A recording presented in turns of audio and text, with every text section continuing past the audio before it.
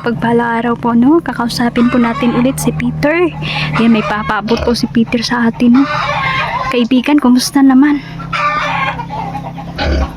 Delikado na sa critical na sitwasyon po ang Pilipinas ngayon at meron pong isang grupo na gusto po na almahan po si BBM. Yan yung kinakatakutan ng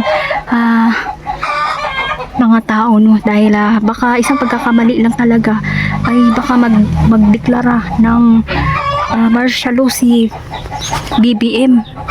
Ano na lang, mga kaibigan, meron akong natanggap na impormasyon, no, tungkol po sa mga nasa bundok po, no, yung mga mabubuting nasa kilusan po ay umalma din po at handa na po sila, no, na makipaglaban, no, ipagtanggol ang ating Pangulo. Kaibigan, ay hinihingi ko po na sana wag naman pong mangyari ito kasi delikado, baka hindi matuloy ang eleksyon, kaibigan. Marami daw nagtitimpi ngayon at baka kung hindi na mapigilan makagawa ng kaguluhan. Sana wag naman, kaibigang Peter. Ay, sus. Sabi pala nila, no, mag-ready daw sabi ni kaibigan, no, mag-ready na talaga tayo ng pagkain. Huwag kalimutan na maghanda-handa na. Mas mabuti na yung handa, no, kasi nananaginip naman ako kagabi, no. May vision na naman ako na merong may mga masamang pangitain ako. Diyos ko, wag naman sanang mangyari. Ang gulo-gulo na, no? At may mga kalamidad pa. Hindi pa huli ang lahat para magsisi. Diyos ko, kaibigang Peter, niling ko po ang kaligtasan ng lahat ng tao, no. Sana, kaibigan, walang mamatay sa kaguluhan kung mangyari man. Darating ang gutom at digmaan.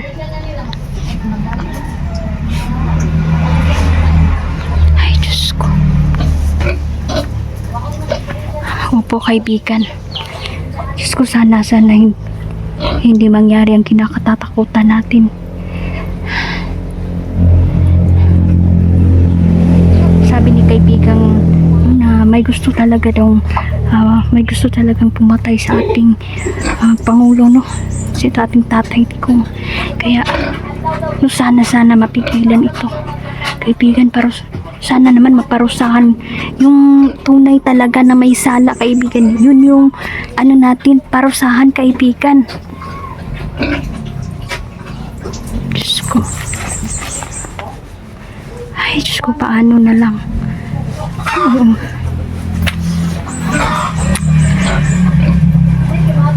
Lindol, may kasunod pa na darating daw. Malakas po ito ng lindol po na darating. Ay, Diyos ko. Ay, nako. Peter. Sana, Peter, no, wala pong mapapahamak ng tuluyan. May balak daw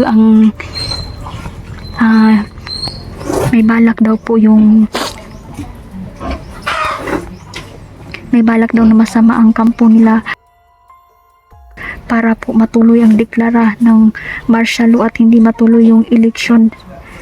Ay, Diyos ko, huwag naman sana. O kaibigan,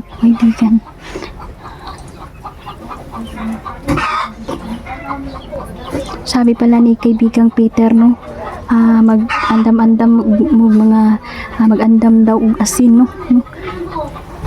Ilagay daw sa bulsa kung saan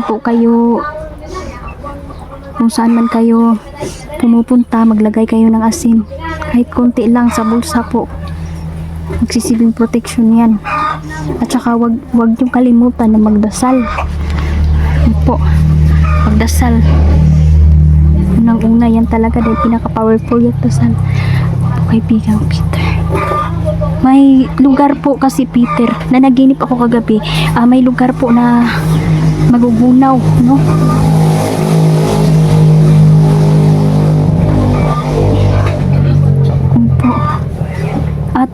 mga batang umiiyak. Sa panaginip ko, may mga batang umiiyak at natabunan po sila ng mga bato. At isang building na masasabog po. At sa building na yun, napakaraming tao. At may senador pa na itutumba. Diyos ko, sana naman na hindi po ito mangyari, kaibigan. Diyos ko, ang gulo-gulo na ng mundo. Sana pigilan ng mga tao ang galit nila.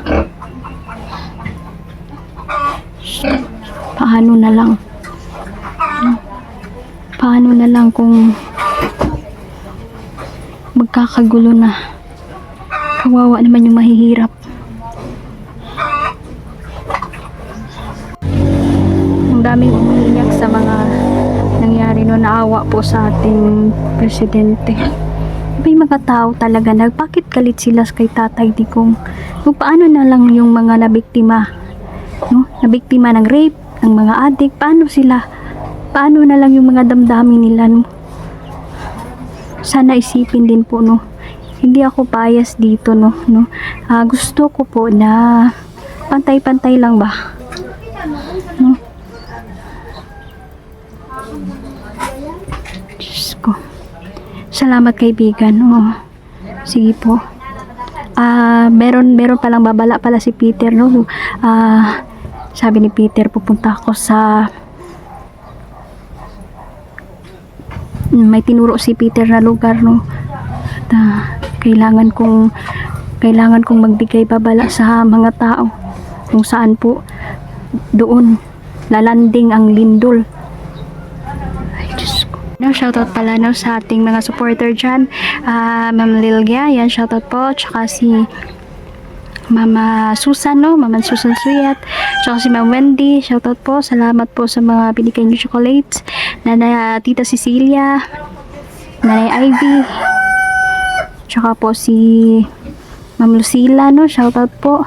Johnny Boneta, Ma'am Marlene Pasika, tsaka si Ma'am Cute Sigpin, no? Kumusta po kayo? Salamat po.